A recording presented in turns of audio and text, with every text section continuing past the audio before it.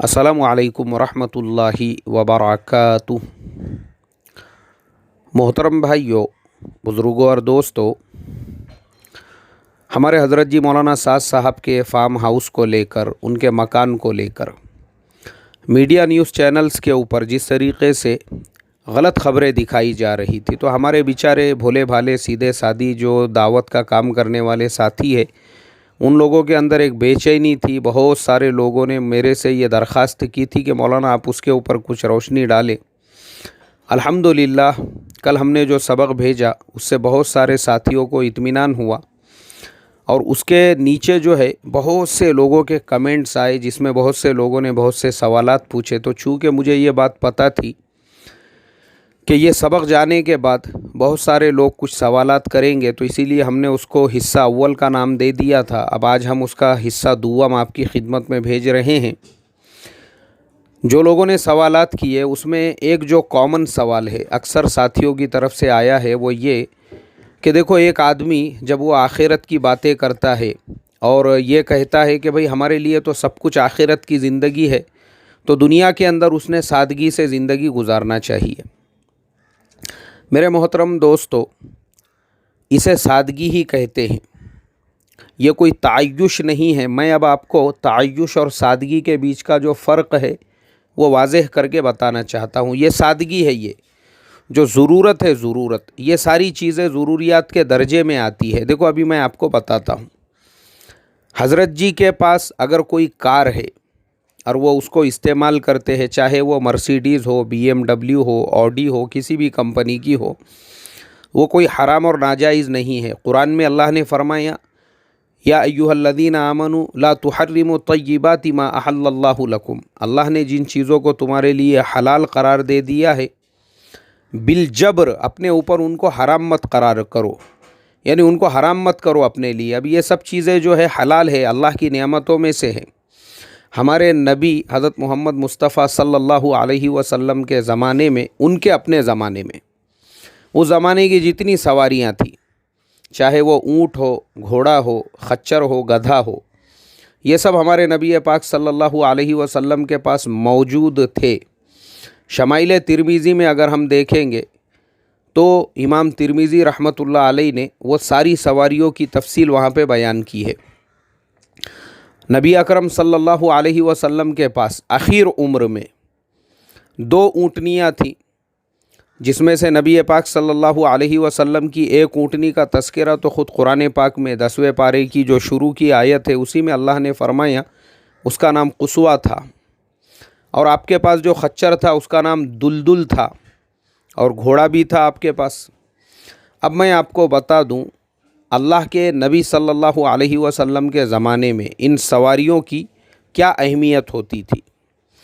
ऊँट यानी उस ज़माने का कंटेनर हुआ करता था, जैसे हमारे ज़माने का ट्रक होता है, कंटेनर होता है, ऊँट उसी तरीक़े से होता था। क्योंकि ऊँट को जो है वो लोग अपना माल इधर से उधर ले जाने के लिए ज़्यादातर इस्तेमाल करते थे। तो ऊँट के ऊपर वो सामान तिजारत रख कर मुल्क अरब से शाम लेकर जाते थे, और एक एक वक्त में 5-5 हज़ार ऊँट एक साथ में चला करते थे, क्योंकि वो जहाज़ था। इसीलिए ऊँट को जो है सहरा का जहाज़ भी कहते हैं। और आज भी मैं आपको बता दूं, दुनिया के कई डेवलप्ड कंट्रीज़ में, जैसे ऑस्ट्रेलिया की मिसाल ले लो, ऑस्ट्रेलिया के अंदर ख़ुद बहुत सारे इलाके ऐसे हैं जहाँ पे अभी तक रोड नहीं बने हुए हैं, वो लोग आज भी ऊँट का इस्तेमाल करते हैं। वहाँ पे लाखों की तादाद में ऊँट है, जिनको ख़ास तौर पे सामान इधर से उधर ले जाने के लिए इस्तेमाल किया जाता है। तो ऊँट जो है, ऊँट उस ज़माने में उसको जहाज़ कहा जाता था। आज भी हम ऊँट जो है इस्तेमाल करते हैं। तो ऊँट की मिसाल जहाज़ों के जैसी हुआ करती थी। तो ऊँट जो है उस ज़माने का ट्रक बोलो, कंटेनर बोलो, उस तरीक़े से ऊँट का इस्तेमाल होता था। तो वो अल्लाह के नबी के पास 2-2 ऊँटनियाँ थी। और दूसरी चीज़ ये थी, अगर इंसान को भी सवारी करना है तो कुछ इलाके ऐसे होते थे, कुछ रास्ते जहाँ पे घोड़ा नहीं जा सकता था, ख़ास तौर पे पहाड़ी वाले रास्ते, टेकड़ी वाले रास्ते। हज़रत शेख ज़करिया रहमतुल्लाह अलैह ने उनके अपने आप बीती के अंदर, उनका जो हज का सफ़र है, उस ज़माने में ये रोड रास्ते बने नहीं थे मक्का और मदीना के दरमियान में। तो किस तरीक़े से ऊँटों पर वो सफ़र किया हुआ है वो अगर आप पढ़ेंगे تو آپ کو سمجھ میں آئیں گی اونٹ کی اہمیت۔ بہرحال تو اونٹ جو ہے اس زمانے کا کنٹینر ٹرک ہوا کرتا تھا، وہ تھا اللہ کے نبی کے پاس، 2 اونٹنیاں تھیں۔ اس کے بعد میں خچر جو ہے وہ ایک ایسا مضبوط جانور ہوتا تھا جن جگہوں پر گھوڑا نہیں پہنچ سکتا تھا، اونٹ نہیں پہنچ سکتے تھے، ویسے سفر کے لیے خچر کا استعمال ہوتا تھا، اور خچر کو خاص طور پہ وزن اٹھانے کے لیے اس کو استعمال کرتے تھے، پہاڑوں پہ تیکڑیوں پہ چڑھنے کے لیے۔ آج بھی ہمارے بھارت دیش کے اندر کشمیر کے علاقے میں، اتراکھنڈ کے علاقے میں، ہماچل پردیش کے اندر آپ کو خچر ہی ملے گا جو پہاڑوں پہ چڑھنے کا کام کرتا ہے۔ گدھا بھی اللہ کے نبی صلی اللہ علیہ وسلم کے پاس میں تھا، اس لیے کہ جس جگہ پہ اونٹ، گھوڑا، خچر نہیں جا سکتے اس جگہ پہ گدھا پہنچتا ہے، اس کے پیر چھوٹے ہوتے ہیں۔ تو اس طریقے سے اگر آج بھی ہم دیکھیں گے ہمارے ملک کے بعض علاقوں کے اندر گدھے جو ہے وہ وزن اٹھانے کے کام آتے ہیں، اور گھوڑا جو ہے اس زمانے کی سب سے اسٹینڈرڈ جو سواری تھی، سب سے اسٹینڈرڈ، جیسے ہمارے زمانے میں آج مرسیڈیز، BMW، آڈی، اس طریقے سے اس زمانے میں گھوڑا ہوا کرتا تھا، ان کی نسلیں ہوا کرتی تھی، عربی گھوڑا، عراقی گھوڑا، ترکی گھوڑا، گھوڑوں کی ایسی نسلیں ہوا کرتی تھی۔ تو جو کیٹاگری کا یعنی جو نسل کا گھوڑا اگر کسی کے پاس میں ہوتا تھا تو اس اعتبار سے وہاں پہ سواریاں ہوتی تھی۔ ہمارے نبی پاک صلی اللہ علیہ وسلم کے پاس ایک دم عمدہ نسل کا گھوڑا تھا۔ تو پتہ یہ چلا کہ یہ ساری سواریاں بھی جو ہمارے نبی پاک صلی اللہ علیہ وسلم کے پاس میں تھی وہ اس زمانے کے حالات کے اعتبار سے ضروری تھی، لازمی تھی، اس لیے آپ کے پاس میں تھی۔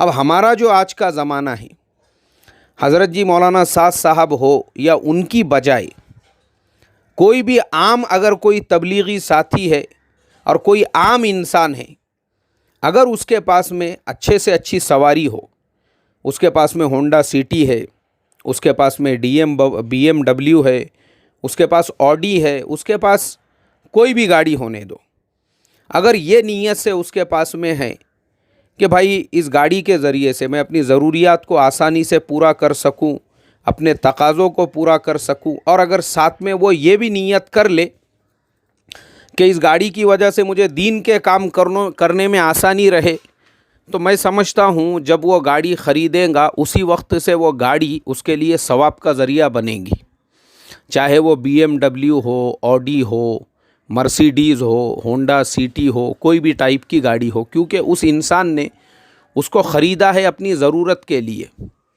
اور اللہ تعالیٰ نے آپ کو مال جو دیا ہے وہ اسی لیے دیا ہے تاکہ آپ اپنی ضروریات کو پورا کر سکو۔ تو جس دنیا میں آپ رہ رہے ہو یہ سادگی ہی ہے کہ آپ ایک گاڑی جو ہے وہ دکھاوے کے لیے نہیں خرید رہے ہو، تعیش کے لیے نہیں خرید رہے ہو، اس لیے کہ آپ کے پاس میں جس کوالٹی جس ٹائپ کی گاڑی ہوں گی اسی اعتبار سے آپ کے جو کام وہ جلدی ہوں گے، سہولت سے ہوں گے، آسانی سے ہوں گے، کیونکہ ہمارا جو آج کا زمانہ ہے اس زمانے کے اندر وقت جو ہے، وقت سب سے زیادہ تنگی اگر کسی چیز کی ہے وہ ٹائم کی ہے، وہ وقت کی ہے۔ ابھی میں آپ کو مثال دے کر بتاتا ہوں۔ حضرت مفتی تقی صاحب عثمانی، میں مفتی صاحب کے سفر نامے اکثر پڑھا کرتا ہوں، اور جہاں نے دیدہ تو میں سمجھتا ہوں میں نے 10 مرتبہ سے زیادہ پڑھا ہوں گا۔ تو مفتی تقی صاحب کے سفر ناموں میں تو مفتی صاحب کے سفر نامے میں ایک مرتبہ ایک چیز پڑھنے کے لیے ملی کہ مفتی صاحب نے پلین کے اندر انہوں نے بزنس کلاس کے اندر اپنے لیے ایک سیٹ بک کی۔ اب میں آپ کو پہلے بتا دوں، جیسے ہمارے ٹرینوں کے اندر ریزرویشن ہوتا ہے، first class, second class, AC class, sleeper class اور جنرل ڈبہ ہوتا ہے، ایسے ہی پلین کے اندر صرف 2 کلاس ہوتے ہیں، ایک ہوتا ہے بزنس کلاس اور دوسرا ہوتا ہے اکونومی کلاس، یعنی سادہ کلاس جو ہوتا ہے۔ تو جو بزنس کلاس ہوتا ہے اس کے اندر سیٹیں جو ہوتی ہے بیٹھنے کی وہ تھوڑی چوڑی ہوتی ہے، بڑی ہوتی ہے، اور تھوڑا گیپ ہوتا ہے 2 سیٹوں کے درمیان میں، آدمی تھوڑا راحت سے آرام سے بیٹھ سکتا ہے۔ اور نارمل کلاس کی جو سیٹیں ہوتی ہے وہ سیم ٹو سیم ہمارے بسوں کے جیسی ہوتی ہے، یا ट्रेनों के अंदर जैसे 3 सीट होती है, सेम टू सेम वैसे ही होती है। उसमें बहुत ज़्यादा अड़चन होती है। आप अगर ज़्यादा लंबा सफ़र कर रहे हो, आप बैठ नहीं सकते उसके ऊपर, आप थक जाओगे, परेशान हो जाओगे, तबीयत ख़राब हो जाएंगी जिस जगह पे आप जाने वाले हैं वहाँ जाने के बाद। तो मुफ्ती तकी साहब ने बिज़नेस क्लास के अंदर एक सीट बुक की हुई थी, वो उसके ऊपर बैठे और वो सफ़र करने लगे। अब उनके बाजू में एक साहब जो है वो पॉलिटिशियन थे। उन्होंने मुफ्ती साहब से कहा, बोले मुफ्ती साहब अगर मैं एक बात पूछूं तो आपको बुरा तो नहीं लगेगा? मुफ्ती साहब ने बोले जी जी फरमाइए, कोई मसला नहीं है। बोले मुफ्ती साहब मेरा सवाल ये है कि आप जैसा आलिम दीन, इतने बड़े आप मुफ्ती, इतनी किताबों के आप मुसन्निफ़ है, उसके बावजूद आपके अंदर तवाज़ु होना चाहिए, आजिज़ी होना चाहिए, इनकिसारी होना चाहिए और सादगी होना चाहिए। मुफ्ती साहब ने बोले मैं समझा नहीं आपके बोलने का मतलब। बोले मेरे बोलने का मतलब ये है कि बिज़नेस क्लास की जो सीट है नॉर्मल क्लास से कम 3 गुना महंगी आती है, बाज़ जगह पे 2 गुना महंगी आती है। यानी इतने ख़र्चे में और 2 लोगों का टिकट निकल जाता था अगर आप सादी क्लास में जाते तो बिज़नेस क्लास यानी इतना ज़्यादा फजूल ख़र्ची करके आपने बिज़नेस क्लास का टिकट ख़रीदा, ये मेरे समझ में नहीं आया। अब मेरे मोहतरम दोस्तों, मुफ्ती तकी साहब ने जो जवाब दिए उससे पहले मैं यहाँ पे एक इश्काल करता हूँ। वो इश्काल ये है, देखो वो जो पॉलिटिशियन था वो ख़ुद भी बिज़नेस क्लास में सफ़र कर रहा था, लेकिन उसकी तंग नज़री देखो, ख़ुद भी उसी में सफ़र कर रहा है तो उसको इसका एहसास नहीं है कि मैं कर रहा हूँ, लेकिन उसको इस बात की ज़रूर खुजली पैदा हो गई कि मुफ्ती तकी साहब जो है एक आलिम दीन है, एक मुफ्ती है, वो क्यों बिज़नेस क्लास में सफ़र कर रहे हो। तो हमारे आज के ज़माने का सबसे बड़ा जो फितना है वो यही है कि आपको मुनाफिकों और दोगलों की कमी नहीं मिलेंगी, जो ख़ुद बंगलों में रहते हैं लेकिन दूसरे ने अगर झोपड़ा भी ख़रीदा तो इनके अगाड़ी पछाड़ी में आग लग जाती है कि सामने वाले ने क्यों छोटा सा झोपड़ा भी ख़रीदा। दूसरे ख़ुद मर्सिडीज़, BMW, ऑडी वग़ैरह वग़ैरह में घूमते होंगे, फिरते होंगे अपने आल औलाद के साथ, इनके अपने घरों में भी बड़े बड़े स्विमिंग पूल होंगे, ये ख़ुद तायुश की ज़िंदगी जी रहे होंगे। लेकिन अगर किसी आलिम दीन ने अपने लिए एक छोटी सी गाड़ी ख़रीद लिया तो इनके पूरे बदन में जो है आग लग जाएंगी। अल्लाह हिफाजत फरमाए। ये हमारे ज़माने का सबसे बड़ा दोगला और मुनाफिकाना पन है कि वो ख़ुद बिज़नेस क्लास में सफ़र करके मुफ्ती साहब से सवाल कर रहा है। तो मुफ्ती तकी उस्मानी साहब ने उनसे कहा, बोले भाई साहब ये फ़ुज़ूल ख़र्ची नहीं है, बल्कि 12 घंटों की फ़्लाइट है, 12 घंटे की। 12 घंटे मैं एक सादी क्लास में नहीं बैठ सकता, क्योंकि मेरे ज़िम्मे सिर्फ बैठना नहीं है, मैं अपने वक्त को इस्तेमाल कर रहा हूँ। ये जो क्लास है ये राहत वाली है, आराम वाली है। मैंने कोई दिखावे के लिए, शोहरत के लिए, तायुश के लिए नहीं ख़रीदा हूँ, बल्कि इसलिए इस क्लास की सीट पे मैं बैठ के सफ़र कर रहा हूँ ताकि मुझे ज़रा आराम इत्मीनान की जगह मिलेंगी तो मैं कुछ किताबों का मुताला कर सकूँगा। बहुत सारे जो है जो मेरे सामने मसाइल दरपेश है उन मसाइल पे गौर व फ़िक्र कर सकूँगा, इसके लिए मैंने ये लिया। मेरे मोहतरम दोस्तों, ये फ़र्क है, आप समझ गए होंगे मैं क्या बताना चाहता हूँ। तो सादगी और तायुश दोनों के बीच के फ़र्क को आप पहचानो। हज़रत जी मौलाना साद साहब के पास जो कुछ भी है ये सादगी के ही दायरे में शुमार होता है, इसको तायुश नहीं कहते हैं। अब एक अहम और ज़रूरी बात, जो लोग हज़रत जी के मकान को लेकर या उनके फार्म हाउस को लेकर जिस तरीक़े का शोर व गोगा किए हुए हैं, उनको एक अब आखिरी में मुझे एक बात बताने की थी, वो ये कि भाई वो हज़रत जी को उनकी वालिदा की तरफ से मीरास में मिला हुआ है। उनके वालिदा की तरफ से जो मीरास उनके हिस्से में आई थी वो उस हिस्से का मकान है, उस हिस्से की ज़मीन है। अल्लाह हिफाजत फ़रमाए और बदगुमानियों से उम्मत की हिफाजत फ़रमाए। सबसे पहले तो उम्मत ने अपनी ज़ुबानें बंद रखना चाहिए था। जिन मौलाना साद साहब के दादा परदादा ने 700 एकड़ ज़मीन इसी तबलीग के लिए क़ुर्बान करके ये तुमको रेडीमेड काम दिया है, جس کام کے طفیل میں آج تم گاؤں کے ذمہ دار، تعلقے کے ذمہ دار، ضلع کے ذمہ دار، صوبے کے ذمہ دار بنے ہوئے ہیں، وہ مولانا الیاس صاحب رحمۃ اللہ علیہ سب کچھ اپنا لگا دیا۔ وہ سارے واقعات حضرت مولانا علی میاں صاحب رحمۃ اللہ علیہ نے لکھے ہوئے ہیں، ابھی یہاں دہرانے کی ضرورت نہیں، سب جانتے ہیں ان کی قربانیوں کو۔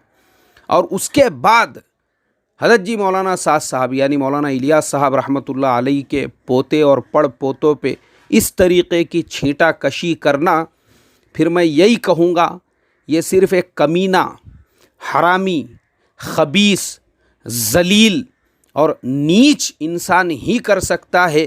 شریف تو ان کے احسان کو آخری سانس تک یاد رکھیں گا۔